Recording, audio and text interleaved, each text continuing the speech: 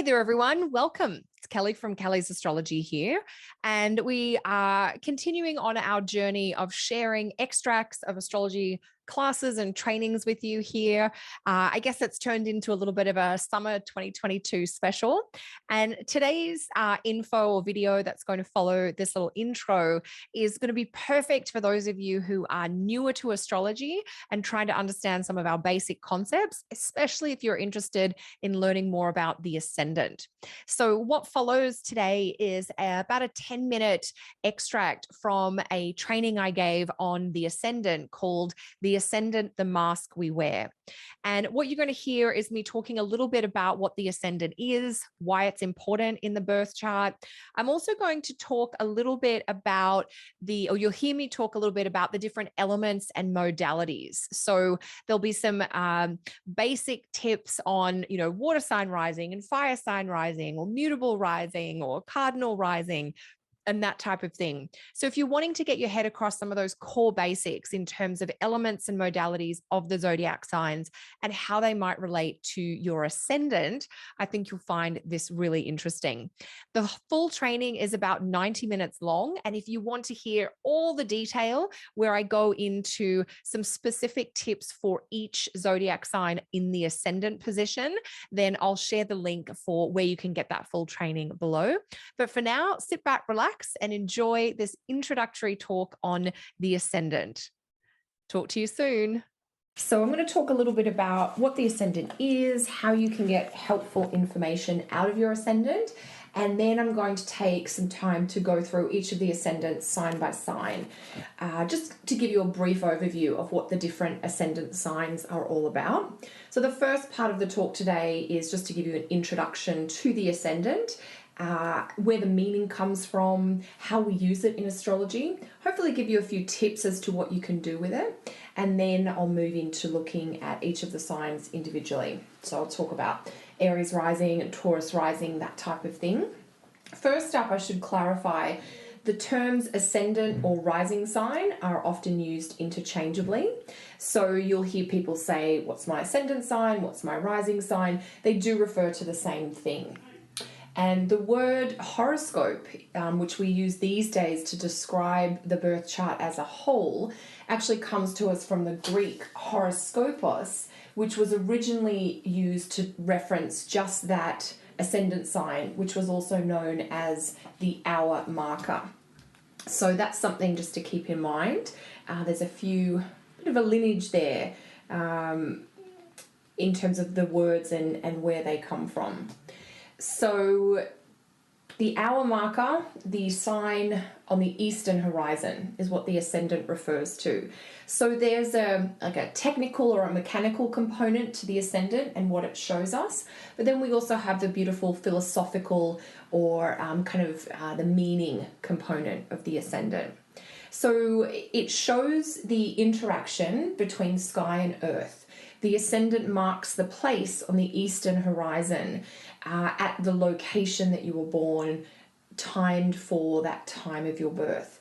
So if you are wondering what your ascendant is, but you don't know your birth time, unfortunately, it's not possible to work out your ascendant without a birth time.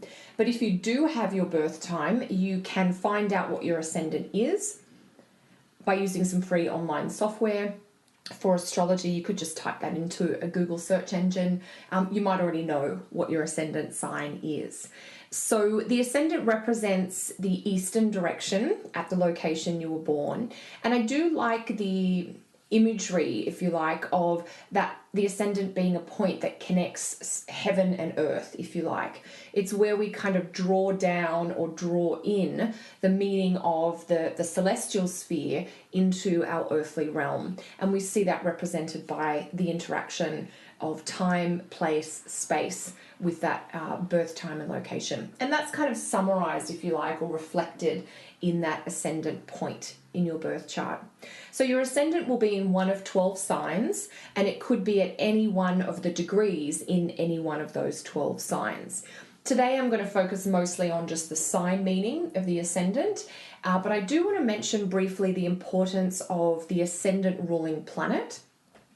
And then if you were looking to do timing or forecasting with your chart, knowing the exact degree of your midheaven, degree of your ascendant, I beg your pardon, will be important. So, for instance, we could have a bunch of people with Aries rising or Aries ascendant, but if some of you had 2 Aries rising and some of you had 23 Aries rising, from a timing perspective, they would be triggered at different points in time. But from a meaning or interpretation perspective, it would all be the Aries ascendant that we would be talking about. And you often hear the ascendant described as the mask that you wear. So we talk about the ascendant as the interface energy, or the filter, that all the planets and planetary combinations that are inside your birth chart, the way that they interact with the world at large is through the filter of the ascendant. So if you imagine wearing a mask, it's something that you put on over your face, or if you're wearing a costume, for instance, you put it on over your body. And so it's something that is perhaps a particular representation of who you are, but it's not the core of what's inside.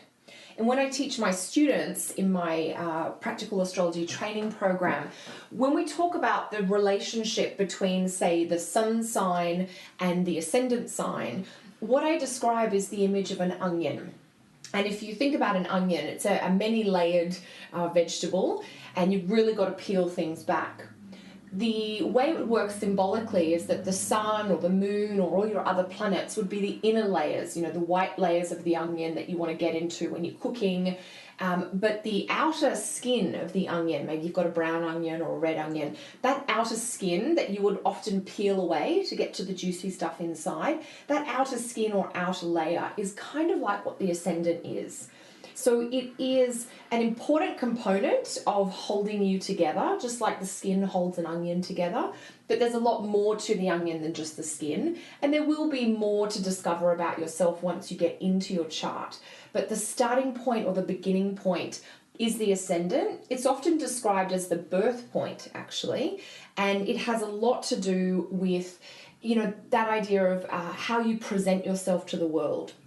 I often describe the ascendant sign as showing the way you meet life, the kinds of qualities, desires, interests that you bring to new situations. Your ascendant sign can also tell us a little bit about some of the fears that you might be particularly sensitive to. So these are all kind of components of the ascendant sign, being the mask that you wear and how that kind of acts as an entry point into the rest of your planets, the rest of your soul or psyche.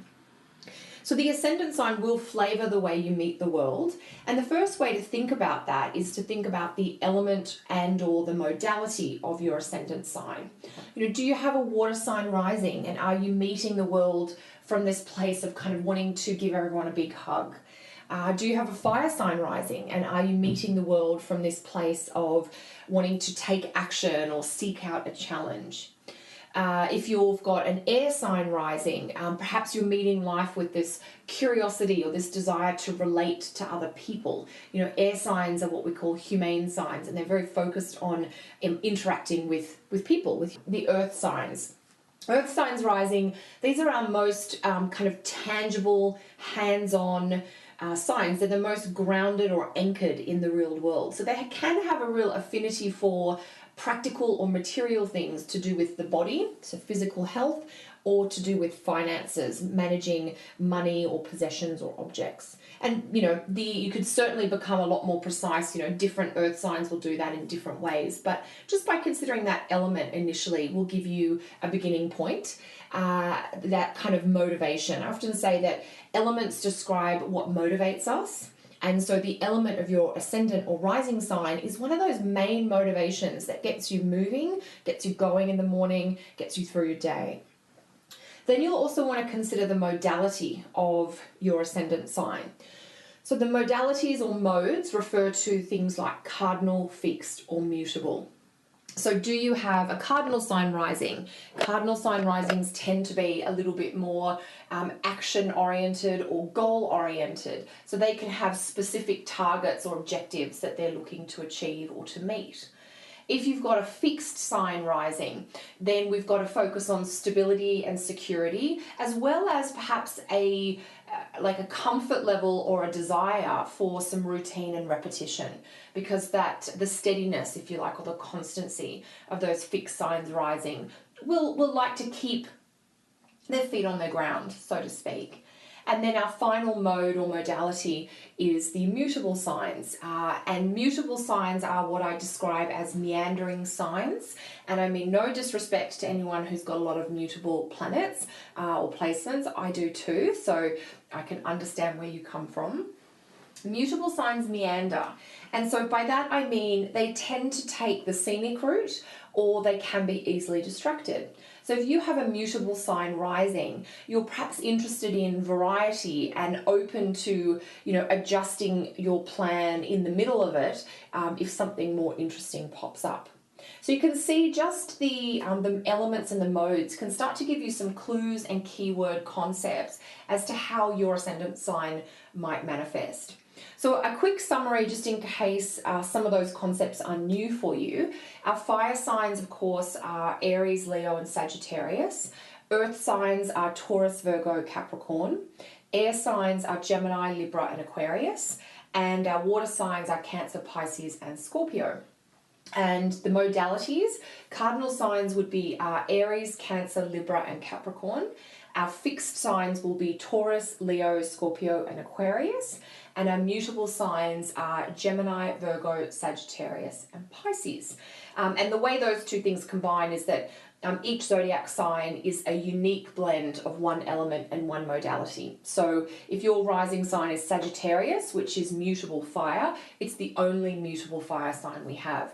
So understanding some of those basic qualities will give you an insight into some of the unique traits of each of the signs. And so once you know how those signs work, then you can really apply that to the energy of the ascendant.